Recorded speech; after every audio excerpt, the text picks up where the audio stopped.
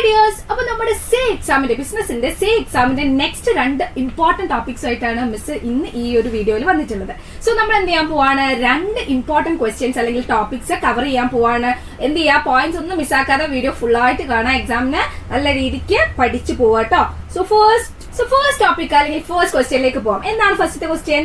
Prepare a seminar report showing all the principles of management suggested by Henry Fayol. അതായത് Henry Fayol suggest ചെയ്തിട്ടുള്ള 14 principles ഉണ്ട് അല്ലെ. So ആ 14 പ്രിൻസിപ്പിൾസും വെച്ചിട്ട് ഒരു സെമിനാർ റിപ്പോർട്ട് പോലെ എഴുതാൻ വേണ്ടിയിട്ടാണ് പറഞ്ഞിട്ടുള്ളത്. സോ ഇവിടെ എന്താ ചെയ്തിട്ടുള്ളത്, ക്വസ്റ്റ്യൻ കറക്റ്റ് ആയിട്ട്, അതായത് വളരെ ഡയറക്റ്റ് ആയിട്ട് ചോദിക്കുകയാണ് എന്താ, ഹെൻറി ഫയോളിന്റെ 14 പ്രിൻസിപ്പിൾസും എക്സ്പ്ലെയിൻ ചെയ്യുക എന്നുള്ളത്. 5 മാർക്കിന്റെ ഒരു ഷുവർ ആയിട്ടുള്ള എന്താണ് ഷോർട്ടസ്റ്റ് ക്വസ്റ്റ്യൻ ആണ് ഇത്. ഒന്നുകിൽ ഇത് പല രീതിയിൽ ചോദിക്കാം ഈ ഒരു ടോപ്പിക്കിൽ നിന്ന് ക്വസ്റ്റ്യൻ, ഒന്നുകിൽ ഇതുപോലെ ഡയറക്റ്റ് ആയിട്ട് നമ്മളോട് എക്സ്പ്ലെയിൻ ചെയ്യാൻ വേണ്ടിയിട്ട് ചോദിക്കാം. അതൊരു എസ്സേ അല്ലെങ്കിൽ ഷോർട്ട് എസ്സേ ആയിട്ട് നമുക്ക് എക്സ്പെക്ട് ചെയ്യാവുന്നതാണ്. അതല്ലെങ്കിൽ നമുക്ക് ഈ 14 പ്രിൻസിപ്പിൾസ് ചോദിക്കുന്നതിന് പകരം ഇൻഡിവിജ്വൽ ആയിട്ട് ഒരു 4-5 പ്രിൻസിപ്പിൾസ് എടുത്ത് ചോദിച്ചിട്ട് എന്ത് ചെയ്യാം, അത് മാത്രം എക്സ്പ്ലെയിൻ ചെയ്യാൻ വേണ്ടിയിട്ട് ചോദിക്കാറുണ്ട്. അപ്പോഴും എന്താണ് 5 മാർക്കിന് തന്നെയാണ് ചോദിക്കാറ്. അതും അല്ലെങ്കിൽ നമുക്ക് ഈ ഒരു ടോപ്പിക്കിൽ നിന്ന് മാച്ച് ദ ഫോളോയിങ് ചോദിക്കാറുണ്ട് മക്കളെ. അതായത് ഓരോ പ്രിൻസിപ്പിൾസിന്റെയും പ്രത്യേകതകൾ തന്നിട്ട് അപ്പുറത്ത് എന്ത് ഉണ്ടാവും, പ്രിൻസിപ്പിൾസ് ഉണ്ടാവും, അത് അങ്ങോട്ടും ഇങ്ങോട്ടും എന്ത് ചെയ്യാൻ പറ്റണം, നമുക്ക് മാച്ച് ചെയ്ത് കൊടുക്കാൻ വേണ്ടിയിട്ട് പറ്റണം. ഇങ്ങനെ എങ്ങനെ ചോദിച്ചു കഴിഞ്ഞാലും നമുക്ക് എന്തറിയണം, ഈ 14 പ്രിൻസിപ്പിൾസും ഏതൊക്കെയാണ് എന്നുള്ളത് അറിയണം. എന്നാൽ മാത്രമേ നമുക്ക് എന്ത് ചെയ്യാൻ പറ്റുള്ളൂ, വൃത്തിയായിട്ട് ആൻസർ ചെയ്യാൻ വേണ്ടി പറ്റുള്ളൂ. എന്താണ് കാര്യം, ഇത് 5 മാർക്കോ അല്ലെങ്കിൽ 8 മാർക്കിനോ ചോദിക്കാവുന്ന ഒരു ടോപ്പിക്കാണ്. സോ നേരെ നമുക്ക് എന്ത് ചെയ്യാം, ഏതൊക്കെയാണ് 14 പ്രിൻസിപ്പിൾസ് എന്നുള്ളത് ഒന്ന് നോക്കാം അല്ലെ. നമുക്ക് എല്ലാവർക്കും അറിയാവുന്ന ഒരു ടോപ്പിക് തന്നെയാണ് ഈ 14 പ്രിൻസിപ്പിൾസ് ഓഫ് മാനേജ്മെന്റ്. നമ്മളൊന്ന് റിവൈസ് ചെയ്യാന്നുള്ളത് മാത്രമേ ഉള്ളൂ അല്ലെ. സോ ഫസ്റ്റ് പ്രിൻസിപ്പിൾ ആണ് എന്ത് മക്കളെ, ഡിവിഷൻ ഓഫ് വർക്ക്.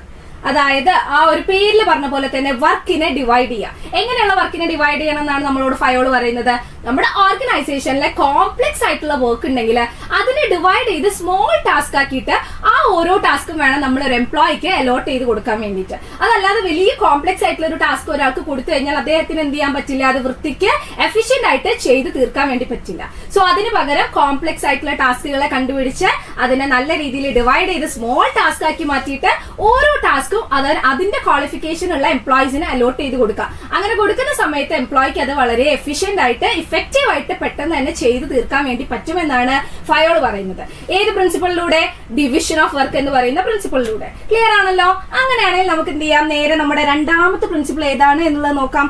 അതാണ് അതോറിറ്റി ആൻഡ് റെസ്പോൺസിബിലിറ്റി. ഇവിടെ 2 ടേം പറയുന്നുണ്ട് അല്ലെ മക്കളെ, അതോറിറ്റി ആൻഡ് റെസ്പോൺസിബിലിറ്റി. അതോറിറ്റി എന്ന് പറഞ്ഞാൽ എന്താണ്, അധികാരം അല്ലെ. എങ്ങനെയുള്ള അധികാരമാണ്, ഓർഗനൈസേഷനിലെ സുപ്പീരിയർ ആയിട്ടുള്ള ഓഫീസറിന് സബോർഡിനേറ്റിന് ഇൻസ്ട്രക്ഷൻസും ഓർഡേഴ്സും ഒക്കെ കൊടുക്കാനുള്ള ആ ഒരു റൈറ്റിനെയാണ് നമ്മൾ എന്തെന്ന് പറയുന്നത്, അതോറിറ്റി എന്ന് പറയുന്നത്.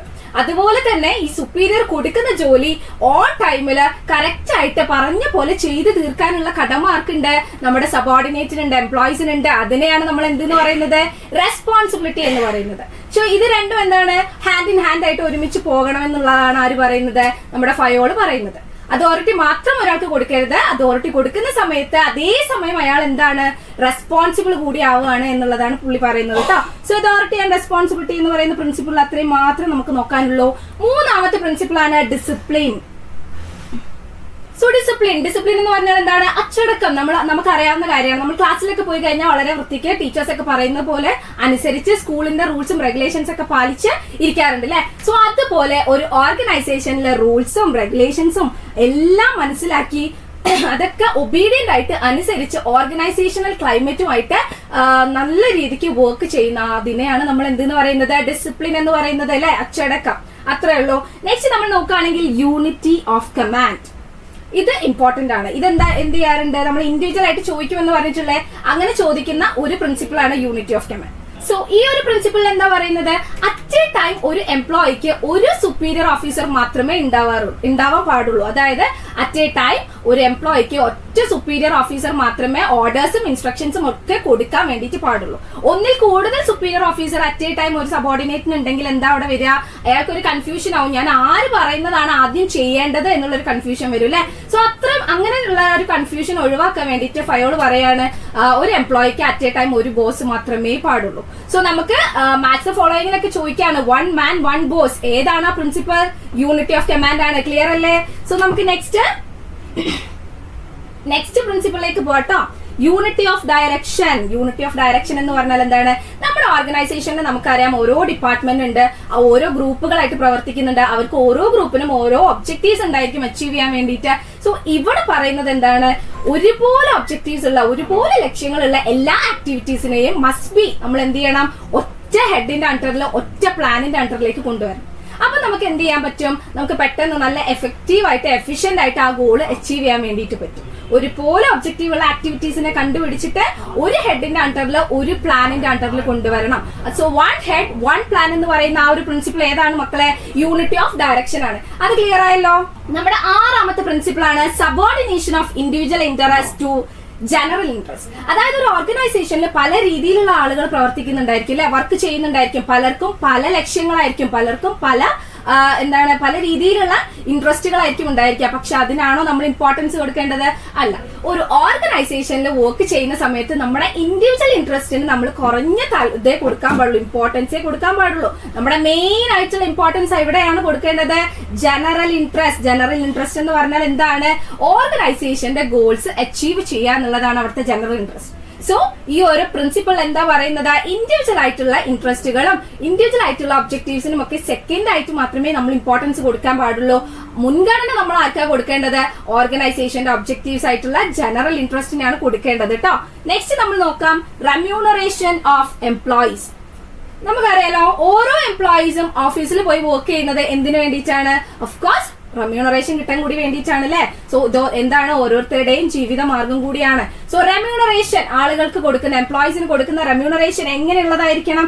ജസ്റ്റ് ആയിരിക്കണം, ഇക്വിറ്റബിൾ ആയിരിക്കണം, ഫെയർ ആയിരിക്കണം അല്ലെ. ഫെയർ ആയിട്ടുള്ള റെമ്യൂണറേഷൻ വേണം എന്ത് ചെയ്യാന്?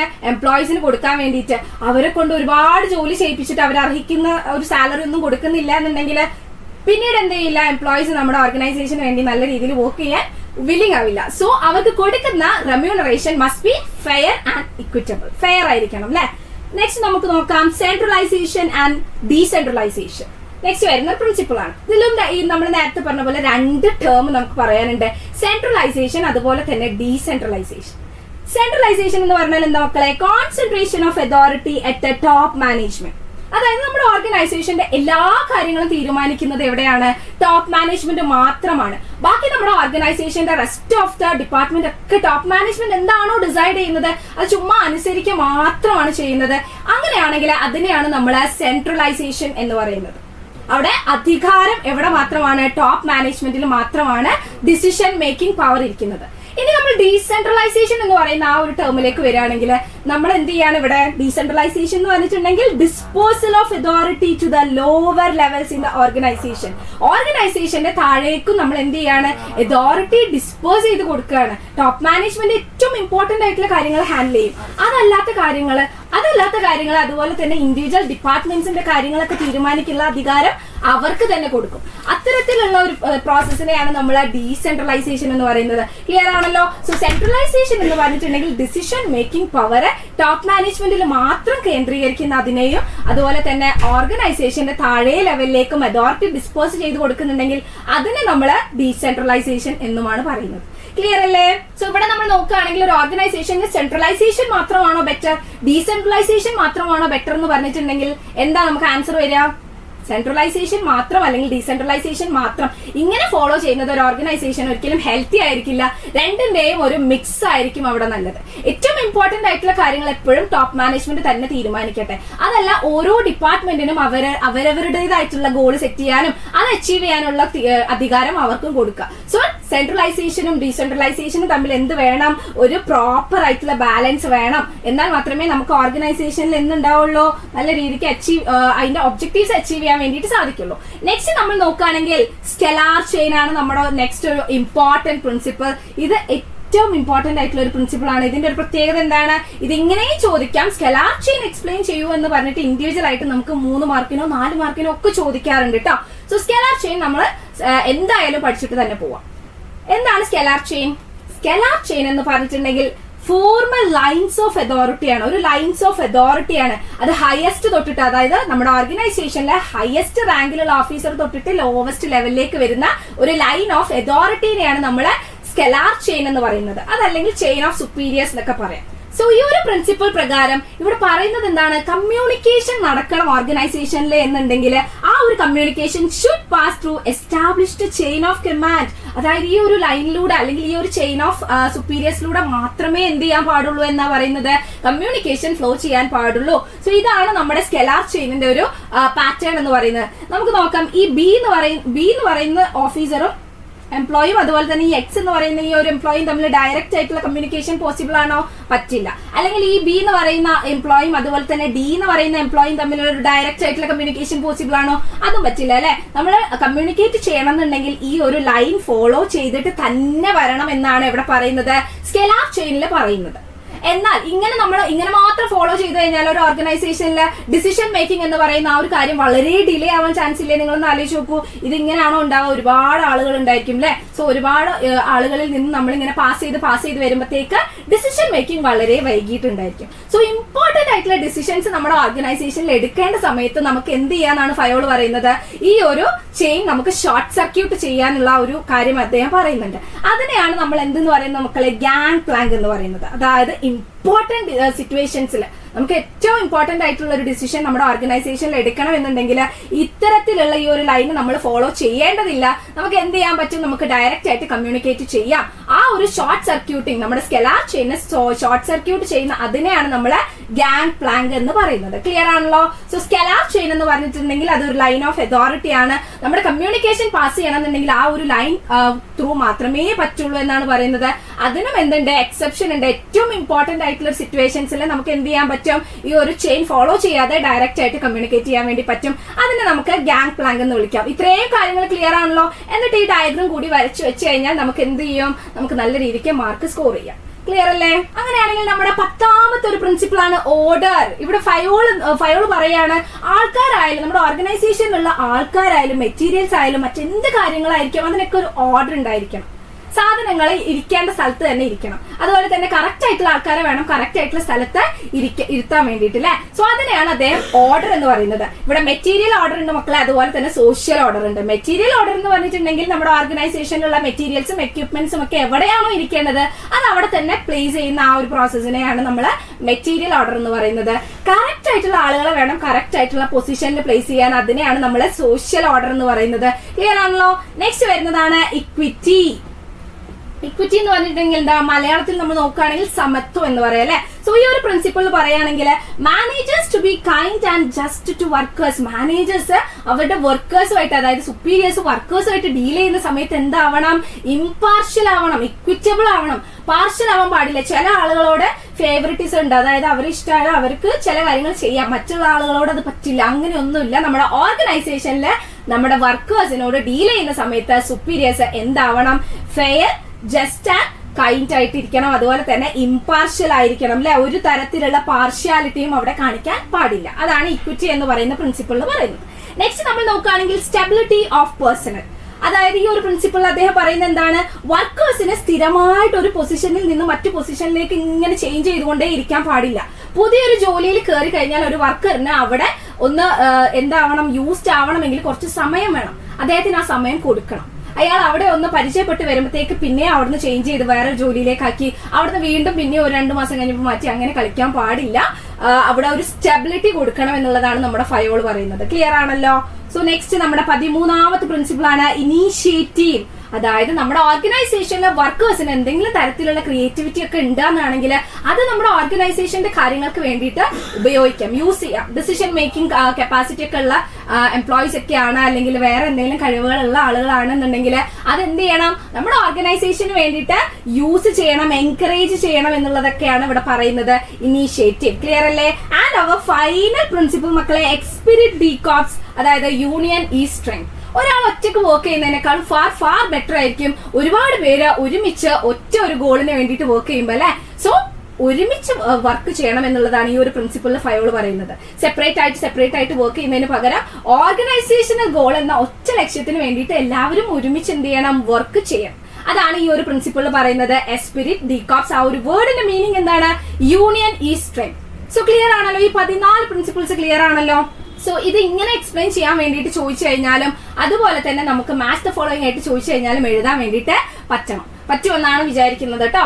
സോ നമുക്ക് നേരെ നെക്സ്റ്റ് ഒരു കുഞ്ഞു ക്വസ്റ്റ്യനും കൂടി അല്ലെങ്കിൽ കുഞ്ഞൊരു ടോപ്പിക്കും കൂടി ഡിസ്കസ് ചെയ്യാം. എന്താണ്? Briefly explain various limitations of planning. Planning എന്ന് പറയുന്ന കാര്യത്തിന് ലിമിറ്റേഷൻസ് ഉണ്ടോ? ഓഫ് കോഴ്സ് ഉണ്ടല്ലേ. നമ്മൾ ചില കാര്യങ്ങൾ പ്ലാൻ ചെയ്തിട്ട് വളരെ വൃത്തിക്ക് അത് എന്ത് ചെയ്യാറുണ്ട്, നടക്കാതെ പോകാറുണ്ട്. സോ പ്ലാനിങ്ങിനും എന്തുണ്ട് മക്കളെ? ലിമിറ്റേഷൻസ് ഉണ്ട്. ഇത് 4 മാർക്കിനോ 5 മാർക്കിനോ ചോദിക്കുന്ന ഒരു ക്വസ്റ്റ്യൻ ആണ്. അതല്ലെങ്കിൽ 2 ലിമിറ്റേഷൻസ് അല്ലെങ്കിൽ ഒരു 3 ലിമിറ്റേഷൻസ് എഴുതൂ എന്നൊക്കെ പറഞ്ഞിട്ട് നമുക്ക് 2 മാർക്കിന് ചോദിക്കാറുണ്ട്. അതായത് എക്സ്പ്ലെയിൻ 2 ലിമിറ്റേഷൻസ് എന്നൊക്കെ പറഞ്ഞിട്ട് 2 മാർക്കിന്. സോ 2 മാർക്കിനൊക്കെ ചോദിക്കുന്ന സമയത്ത് ഒരു 2-3 പോയിന്റ്സ് നിങ്ങൾ അവിടെ എഴുതി വെക്കുക. എക്സ്പ്ലെയിൻ ഒന്നും ചെയ്യേണ്ട കാര്യമില്ല. 4 മാർക്കിനോ 5 മാർക്കിനോ ചോദിക്കുന്ന സമയത്ത് ഒരു 4-5 പോയിന്റ്സ് വളരെ വൃത്തിക്ക് എക്സ്പ്ലെയിൻ ചെയ്ത് കഴിഞ്ഞാൽ ആ മാർക്ക് നമുക്ക് കിട്ടുന്നതായിരിക്കും. ഓക്കെ അല്ലേ? സോ നമുക്ക് നേരെ എന്ത് ചെയ്യാം, ആൻസറിലേക്ക് പോവാം അല്ലെ. പ്ലാനിങ് എന്ന് പറഞ്ഞാൽ നമ്മളും ചെയ്യുന്ന കാര്യമാണ്. നമ്മൾ നമ്മുടെ നിത്യജീവിതത്തിൽ ചെയ്യുന്ന ഒരു കാര്യമാണ് പ്ലാനിങ്. സോ ആ പ്ലാനിങ് നടത്തുന്നതിന്റെ ലിമിറ്റേഷൻസ്, പ്രശ്നങ്ങൾ എന്തൊക്കെയാണ് എന്നുള്ളത് നമുക്ക് തന്നെ ആലോചിച്ചാൽ കിട്ടാവുന്നതല്ലേ ഉള്ളൂ. യെസ്. സോ ഫസ്റ്റ് വൺ നോക്കുകയാണെങ്കിൽ പ്ലാനിങ് ലീഡ്സ് ടു റിജിഡിറ്റി. അതായത് നമ്മൾ പ്ലാൻ ചെയ്ത് വെച്ചിട്ടുണ്ട്, ആദ്യം ഇങ്ങനെ ചെയ്യണം, സെക്കൻഡ് ആയിട്ട് ഇങ്ങനെ ചെയ്യണം, തേർഡ് ആയിട്ട് ഇങ്ങനെ ചെയ്യണം എന്ന് പറഞ്ഞ് നമ്മൾ ഓൾറെഡി പ്ലാൻ ചെയ്തിട്ടുണ്ട്. സോ പ്ലാൻ ചെയ്തതുകൊണ്ട് ആ രീതിയിൽ തന്നെ കാര്യങ്ങൾ ചെയ്യണം എന്നുള്ള രീതിയിൽ കാര്യം വരും. പിന്നെ നമുക്ക് തോന്നുകയാണ് ഇങ്ങനെ ചെയ്യുന്നതായിരുന്നു ബെറ്റർ എന്ന് പറഞ്ഞാൽ അത് നടക്കില്ല അല്ലെ. കാരണം നമ്മൾ ഓൾറെഡി പ്ലാൻ ചെയ്ത് സെറ്റ് ആക്കി വെച്ചിട്ടുണ്ട്, ഇങ്ങനെ തന്നെ കാര്യങ്ങൾ പോകണം. സോ അവിടെ ഒരു റിജിഡിറ്റി വരുന്നുണ്ട്. നമുക്ക് ഫ്ലെക്സിബിൾ ആക്കാൻ വേണ്ടി പറ്റില്ല, നമ്മൾ ഓൾറെഡി പ്ലാൻ ചെയ്താൽ. സോ പ്ലാനിങ്ങില് റിജിഡിറ്റി വരുന്നുണ്ട്, അതൊരു പ്രശ്നമാണ്. നെക്സ്റ്റ് നമ്മൾ നോക്കുകയാണെങ്കിൽ പ്ലാനിങ് റെഡ്യൂസസ് ക്രിയേറ്റിവിറ്റി. നമ്മൾ ഒരു ഓർഗനൈസേഷൻ പോയിന്റ് ഓഫ് വ്യൂലേക്ക് വരികയാണെങ്കിൽ പ്ലാനിങ് എന്ന് പറയുന്ന കാര്യം ഒരു ഓർഗനൈസേഷനിൽ ആരായിരിക്കും ചെയ്യുന്നുണ്ടായിരിക്കുക? ടോപ്പ് മാനേജ്മെന്റ് ആയിരിക്കും ഓഫ് കോഴ്സ് അല്ലെ. ടോപ്പ് ലെവൽ മാനേജേഴ്സ് ആണ് പ്ലാനിങ് എന്ന് പറയുന്ന കാര്യം ചെയ്യുന്നുണ്ടായിരിക്കുക. റെസ്റ്റ് ഓഫ് ദ ആൾക്കാർ, ബാക്കി ഓർഗനൈസേഷനിലുള്ള താഴേക്കിടയിലുള്ള എല്ലാ ആളുകളും ആ പ്ലാൻ ചെയ്ത കാര്യം എക്സിക്യൂട്ട് ചെയ്യായിരിക്കും ചെയ്യുന്നുണ്ടായിരിക്കുക. സോ അവർക്കുള്ള ഐഡിയാസോ കാര്യങ്ങളോ ഒന്നും അവിടെ അവർക്ക് യൂസ് ചെയ്യാൻ വേണ്ടിയിട്ട് പറ്റില്ല. അവിടെ അപ്പൊ ക്രിയേറ്റിവിറ്റി ഉണ്ടാവുന്നുണ്ടോ? ഇല്ല. സോ അതും ഒരു പ്രശ്നമാണ്. പ്ലാനിങ് എന്ത് ചെയ്യുന്നുണ്ട്? ക്രിയേറ്റിവിറ്റി എന്ന് പറയുന്ന കാര്യം റെഡ്യൂസ് ചെയ്യുന്നുണ്ട്. പ്ലാനിങ് എന്ന് പറയുന്ന ഒരു കാര്യം ഓർഗനൈസേഷനിൽ ചെയ്യുന്നത് ടോപ്പ് ലെവൽ മാനേജേഴ്സ് മാത്രമാണ്. റെസ്റ്റ് ഓഫ് ദ ആളുകൾ അതനുസരിച്ച് മാത്രമാണ് ചെയ്യുന്നത്.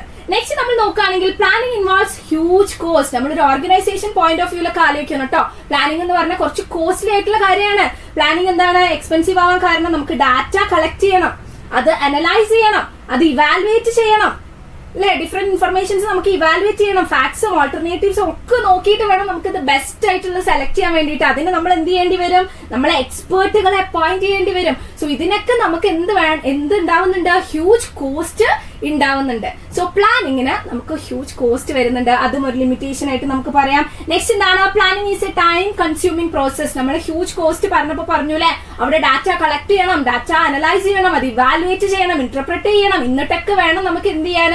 അതിൽ നിന്നൊരു ബെറ്റർ ആയിട്ടുള്ള ഒരു പ്ലാൻ സെലക്ട് ചെയ്ത് എക്സിക്യൂട്ട് ചെയ്യാൻ. അതിനവിടെ എന്തെടുക്കുന്നുണ്ട്? ടൈം എടുക്കുന്നുണ്ട് ഒരുപാട്. സോ അതൊരു ടൈം കൺസ്യൂമിങ് പ്രോസസ് ആണ്. നെക്സ്റ്റ് നമുക്ക് നോക്കാം ലാക്ക് ഓഫ് റിലയബിൾ ഡാറ്റ. നമ്മൾ ഡിസിഷൻസ് ഒക്കെ എടുത്തു, വളരെ സെറ്റായി, നമുക്ക് കിട്ടിയിട്ടുള്ള ഒരു ഡാറ്റന്റെ മുകളിലായിരിക്കുമല്ലോ നമ്മൾ തീരുമാനങ്ങളൊക്കെ എടുത്തിട്ടുണ്ടായിരിക്കും. ആ ഡാറ്റ തെറ്റാണെങ്കിലോ നമ്മൾ എടുക്കുന്ന ഡിസിഷനും എന്തായി പോവും? പാളിപ്പോവും. So lack of reliable data പ്ലാനിങ്ങിന്റെ ഒരു പ്രശ്നമാണ് അല്ലെ. നെക്സ്റ്റ് എന്താണ്? Planning does not guarantee success. Planning അവിടെ എന്ത് ചെയ്യുന്നില്ല? സക്സസ് ഒന്നും ഗ്യാരണ്ടി ചെയ്യുന്നില്ല. നമുക്ക് അൺസർട്ടനിറ്റി ഒരു പരിധി വരെ കുറയ്ക്കാൻ പറ്റും. നമുക്ക് എക്സാം വരാൻ പോവാണ്, നമ്മൾ ബിസിനസ് സ്റ്റഡീസിന്റെ ടെക്സ്റ്റ് ഒക്കെ എടുത്തിട്ട് ഒരു ബുക്കൊക്കെ എടുത്ത് വെച്ചിട്ട് ഇങ്ങനെ പഠിക്കണം, ഇന്ന ഡേ ഇത് പഠിക്കണം എന്നുള്ളതൊക്കെ വളരെ വൃത്തിക്ക് പ്ലാൻ ചെയ്ത് വെച്ചു. നമ്മൾ അതൊന്നും പഠിച്ചില്ല. നമുക്ക് സക്സസ് ചെയ്യാൻ പറ്റുമോ? എക്സാമിന് പാസ്സാവാൻ പറ്റുമോ? ഇല്ല. സോ പ്ലാനിങ് എന്ന് പറഞ്ഞു കഴിഞ്ഞാൽ അവിടെ സക്സസ് ഒന്നും ഗ്യാരണ്ടി ചെയ്യുന്നില്ല. പക്ഷെ നമുക്ക് അൺസർട്ടനിറ്റി, നമ്മൾ ഒട്ടും വിചാരിക്കാത്ത ഒരു കാര്യം സംഭവിക്കുന്നു എന്നുള്ള ഒരു പ്രശ്നം നമുക്ക് ഒരു പരിധി വരെ എന്ത് ചെയ്യാൻ പറ്റും? കുറയ്ക്കാൻ വേണ്ടി പറ്റും.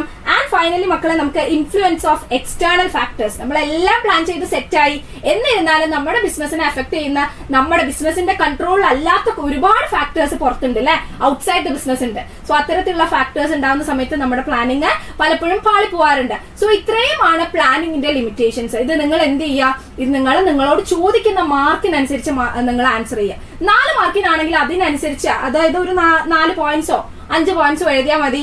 5 മാർക്കിനാണെങ്കിൽ ഒരു 6 പോയിന്റ്സ് ഒക്കെ എഴുതി കഴിഞ്ഞാൽ നന്നായിരിക്കും. കാരണം എന്താണ്? ഈ പോയിന്റ്സ് ഒക്കെ നിങ്ങൾക്ക് അറിയാവുന്നതാണ്. നമ്മൾ പ്ലാൻ ചെയ്യുന്ന ആളുകളാണ്. സോ പ്ലാൻ ചെയ്യുന്നതിന്റെ പ്രശ്നങ്ങൾ നമുക്ക് അറിയാൻ പറ്റും. സോ നമുക്ക് റിപ്പീറ്റഡ് ആയിട്ട് ചോദിക്കുന്ന 2 ഇമ്പോർട്ടന്റ് ടോപ്പിക് നമ്മൾ അടിപൊളിയായിട്ട് ഇവിടെ പറഞ്ഞു കഴിഞ്ഞു. കോൺസെപ്റ്റുവൽ ക്ലാരിറ്റി നമുക്ക് വേണം അല്ലെ. കോൺസെപ്റ്റ് ക്ലിയർ ആയിട്ട് തന്നെ നിങ്ങൾ എന്ത് ചെയ്യുക? അത് മനസ്സിലാക്കി പഠിക്കുക. സോ ഇതുപോലെ ഷുവർ ക്വസ്റ്റ്യൻ ആയിട്ട് നമ്മൾ ഇനി ഒരു വീഡിയോ ആയിട്ട് വരുന്നതായിരിക്കും. സോ അതുവരെ വീഡിയോ ഇഷ്ടമായിട്ടുണ്ടെങ്കിൽ ലൈക്ക് ചെയ്യുക, ഷെയർ ചെയ്യുക, സബ്സ്ക്രൈബ് ചെയ്തേക്കാം മക്കളെ. Thank you so much.